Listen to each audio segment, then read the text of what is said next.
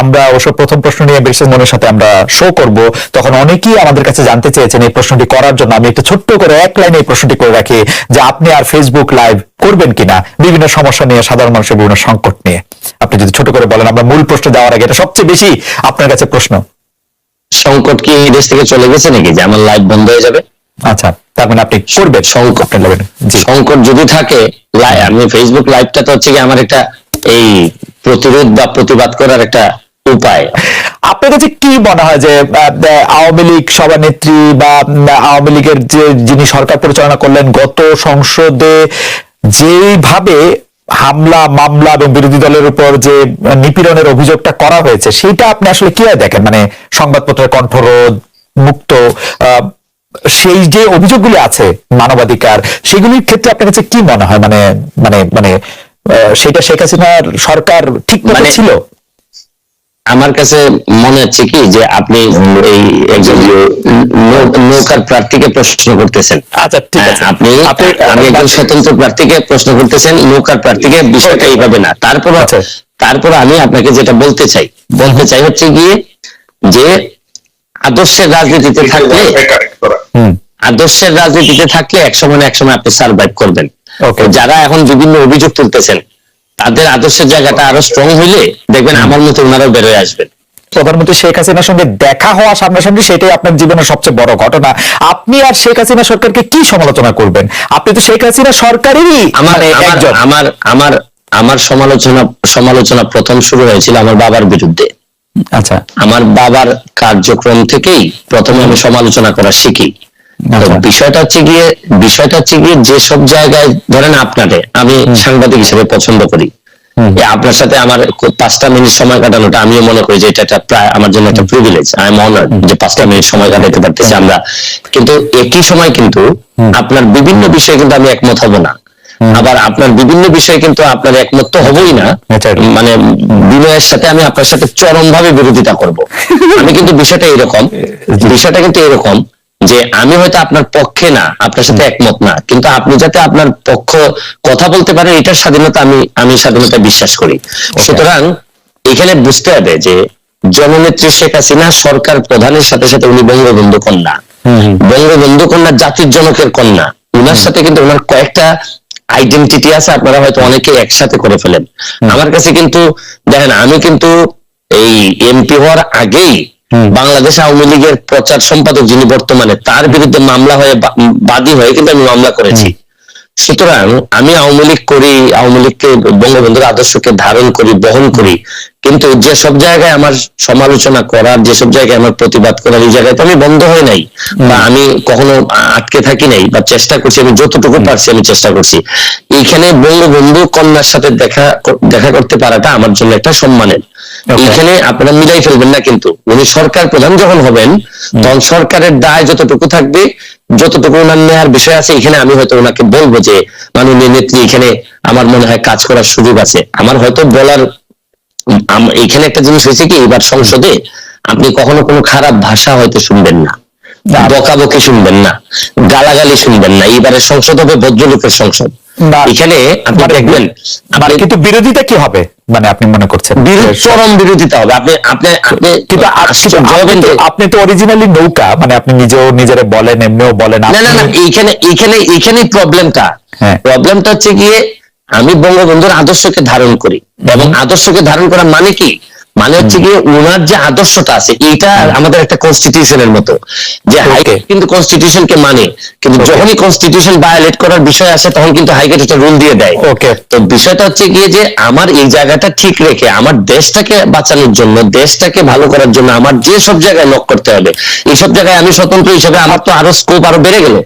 সাইদুল হক, আমি আপনার কাছে এটা জানতে চাইবো যে সত্যি সরকার চায়, এবং একটি ফর্মুলা এসছে যে আমরা আসলে, আমি বারবার এই ফর্মুলাটি আসলে সরকার যারা সমর্থক, সাংবাদিক, বুদ্ধিজীবী তাদের কাছে শুনছি যে বাংলাদেশে নাকি দেখতে হবে এরকম একটি ছাকনি দিয়ে যে কারা আসলে স্বাধীনতা সপক্ষের শক্তি, কারা স্বাধীনতা সপক্ষের শক্তি দুই, তারাই আসলে সরকারি দল বা বিরোধী দল থাকবে, বাকিরা সব বাদ পড়ে যাবে। এইটি সম্পর্কে আপনার একটু মতামত জানতে চাইবো। আমি মতামত জানতে চাইবো যে সরকারকে সত্যি সব দলকে জাতীয় দল হিসেবে দেখতে চায় কিনা, আপনি এটি কি মনে করেন? আরেকটি প্রশ্ন করবো যে আমি দেখলাম যে আওয়ামী লীগ সভানেত্রী যাদেরকে নমিনেশন দিয়েছেন তাদের মধ্যে অন্তত 60 জনের বেশি লোক হেরেছেন, 70 জনের মতো হেরেছেন। এটি কি আপনি সাংঘাতিক রকমের poor and bad and wrong judgement মনে করেন কিনা আওয়ামী লীগের সভানেত্রীর কাছ থেকে? আমি প্রথম প্রশ্নের জবাবে আগে আসি যে সরকার কি এটি চাচ্ছে কিনা যে Awami League B, Awami League C, Awami League D তৈরি হোক বাংলাদেশে? দেখেন, আমি যে উত্তরটা শুরু করার সময় একটা কথা বলতে চাই যে আমি পড়ছিলাম ছোটবেলায় যে অধিকার ছাড়িয়ে দেয়া অধিকার রাখিবার মতো বিড়ম্বনা নাই।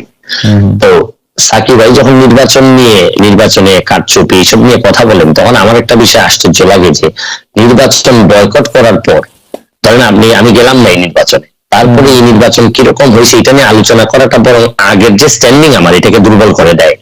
জানেন, আমি যখন আমাকে সাকিব ভাইকে প্রশ্ন করা হইলে উনি তো বলতেন যে ভাই আমি যে নির্বাচনে যাই নাই, সুতরাং এটা ধরেন আওয়ামী লীগ করছে নির্বাচন গেল প্রথম ফার্স্ট কোশ্চেন। একটা সেকেন্ড একটু কোশ্চেন আছে, সাকিব ভাই নির্বাচনে যায় নাই কিন্তু সাকিব ভাই তো বাংলাদেশের জনগণ, বাংলাদেশের জনতা।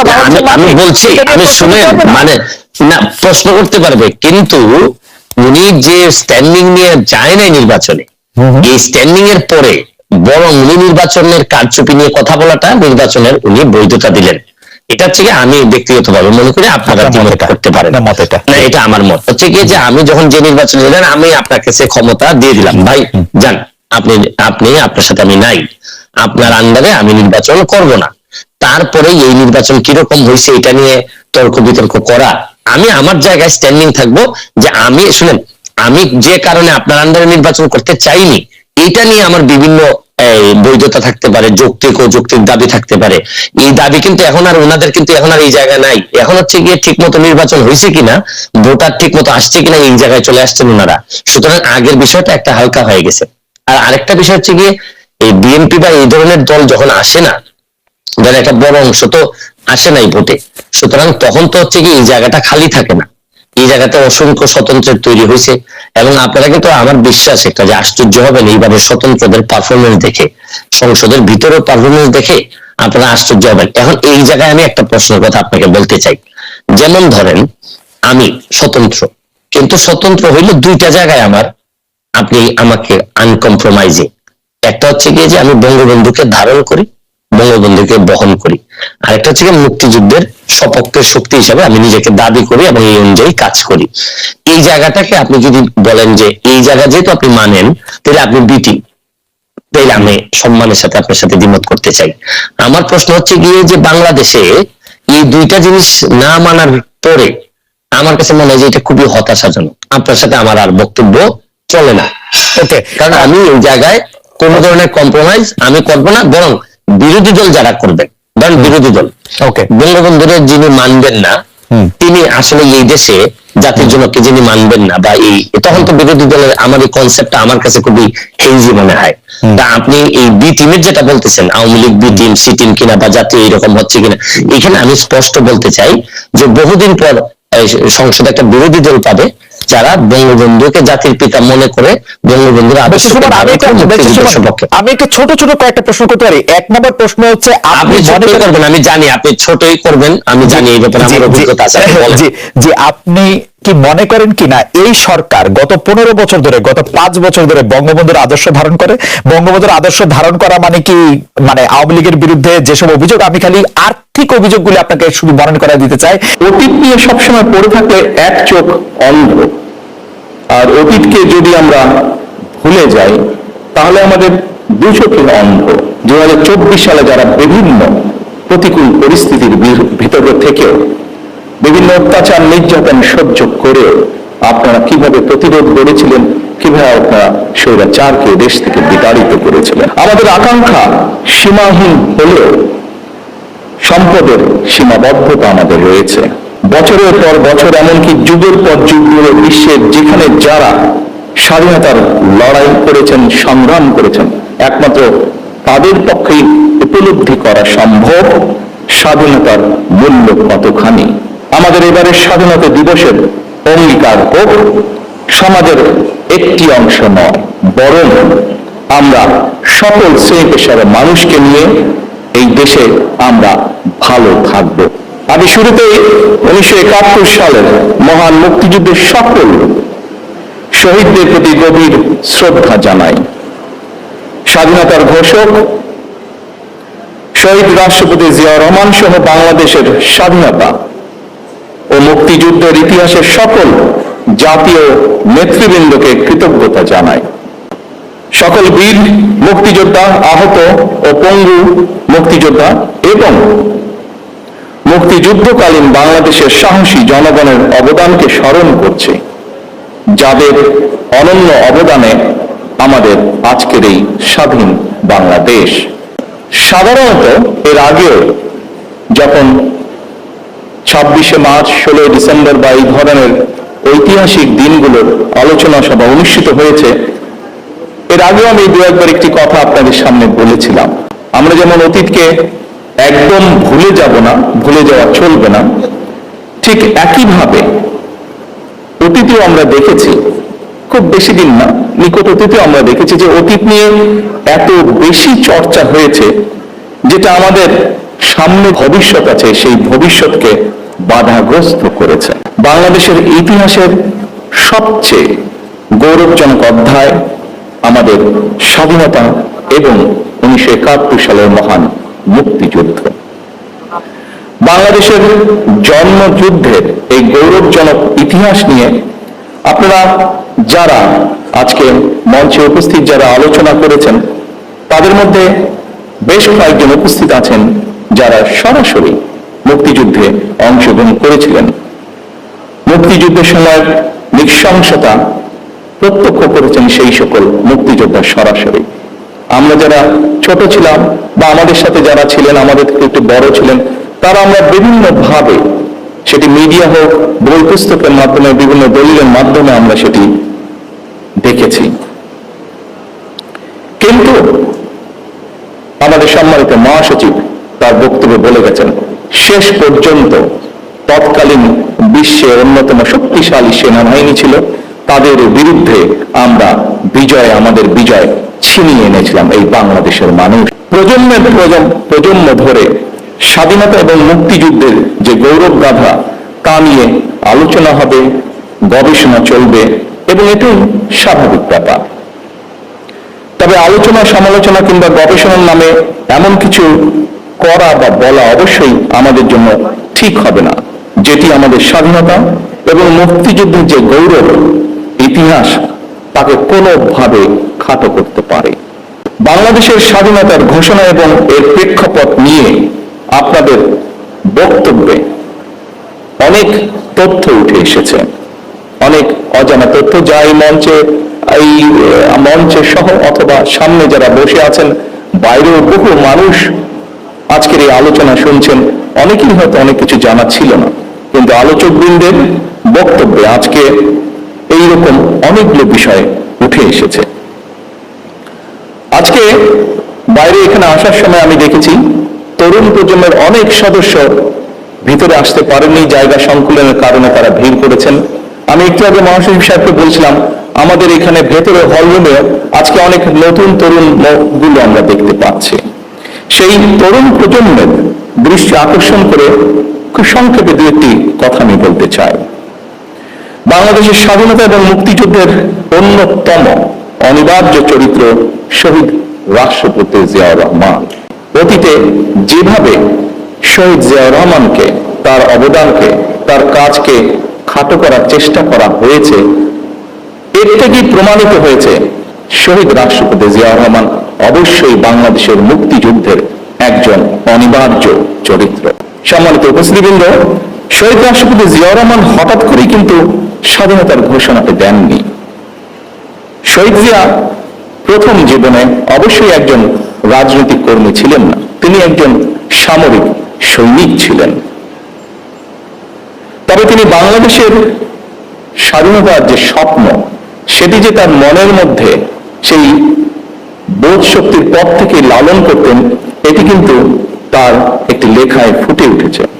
স্বাধীনতার চিন্তা চেতনা যে তিনি ধারণ করতেন, একটি স্বাধীন বাংলাদেশের জন্য যে তার একটা দীর্ঘ মানসিক প্রস্তুতি ছিল, সেটি আমরা তার একটি লেখা থেকেই পরিষ্কারভাবে বুঝতে পারি। আমি শুধু মনে করে দিচ্ছি আওয়ামী লীগের সরকাররা কিরকম, আওয়ামী লীগের সরকারে যারা ছিল তারা কিরকম আঙ্গুল ফুলে কলা গাছ হয়েছে সেটা আমি শুধু এখানে আমি উত্তর দিচ্ছি আপনাকে। আমি এই জায়গাতে থাকতে চাই, আপনি মুক্তিযুদ্ধের চেতনা বলতে আপনি মনে করেন যে এই জায়গায় থাকতে চাই, ভোট হবে হচ্ছে আমরা এই জায়গায় আমি থাকতে চাই। আমি জি না, আমি এই জায়গায় থাকতে চাই, এই জায়গায় থাকতে চাই। বলেন। এই যে দুর্নীতি, জি দুর্নীতি হচ্ছে গিয়ে শরীরটার মধ্যে নিজের শরীরে ক্যান্সার হওয়ার মতো, যে জায়গাটাতে ক্যান্সার হবে এই জায়গাটা কেটে ফেলতে হবে। এখন আপনি এইসব বিষয়ে আমি সারা দিন আপনার সাথে আলোচনা করতে রাজি। বঙ্গবন্ধুর চেতনা, বঙ্গবন্ধুর আদর্শ মানে একই সাথে আপনি এই কথা বলে আপনি দুর্নীতি করতে পারবেন না। এই দুর্নীতি যেদিন আপনি করবেন তখন আপনার এই জায়গাটাকে আপনি আপনি আসলে রীতিমতো আপনি এই জায়গাটাকে নষ্ট করে দিলেন। এই ব্যাপারে আপনার সাথে আমার কোনো দ্বিমত নাই। ধরেন আপনি দুর্নীতি বলেন, সন্ত্রাস বলেন, মাদক বলেন, এগুলা তো আলটিমেটলি আমাদের যেভাবে কনস্টিটিউশনের বাইরে যায়, বঙ্গবন্ধুর আদর্শের বাইরে যায়। এই ব্যাপারে আমি কিন্তু আপনার সাথে কোনোভাবেই দ্বিমত করবো না। এবং এই কারণেই আমার যে ব্যারিস্টার সুমন হয়ে ওঠার যে গল্প, এখানে কিন্তু দেখেন আমার আওয়ামী লীগ করেও আওয়ামী লীগের প্রচার সম্পাদকের বিরুদ্ধে আমি মামলায় বাদী। আমি আওয়ামী লীগ করেও আমি যত জনমন্ত্রীর বিরুদ্ধে আমি কথা বলছি সবই হচ্ছে গিয়ে দুর্নীতি সংক্রান্ত বিষয় নিয়ে আমি কথা বলছি। আমি বলছি যে এটা কোনোভাবেই বঙ্গবন্ধুর আদর্শ হইতে পারে না। আমার সাথে আমি যুবলীগের আইন সম্পাদক হিসাবে অব্যাহতি পাই কেন আপনি এটাও জানেন যে আমি যুবলীগের আইন সম্পাদক, আপনি প্রথম আমার ইন্টারভিউ নেন যুবলীগের আইন সম্পাদক হওয়ার পর। আমার অব্যাহতির কারণটা কি ছিল? আমার কারণটা ছিল আমি বলছিলাম যে একজন ওসি সাহেব আওয়ামী লীগ করার দরকার নাই। আমি বলছিলাম যে ওনার এই মিছিল মিটিং করার দরকার নেই, আওয়ামী লীগ করার জন্য যথেষ্ট পরিমাণ মানুষজন আছে। কিন্তু এই ক্ষেত্রে তারপর আমাকে অব্যাহতি দেওয়া হলো। এখানে একটা মিসআন্ডারস্ট্যান্ডিং থেকেই যায়। আমি বলছি বাংলাদেশের হয়েছে কি, আপনি বাংলাদেশের আদর্শ, রাষ্ট্র, সরকার প্রধান, দলীয় প্রধান, এগুলার মানুষ এমন ভাবে গুলাই ফেলে যে এখন আমরা এক জায়গায় নিয়ে কথা বলতে পছন্দ করি। আসলে কিন্তু আমি বলতে চাই, আমি সরাসরি প্রশ্ন করি, শেখ হাসিনা বঙ্গবন্ধুর আদর্শ ধারণ করেন বলে আপনি মনে করেন কিনা? অবশ্যই উনি ধারণ করেন।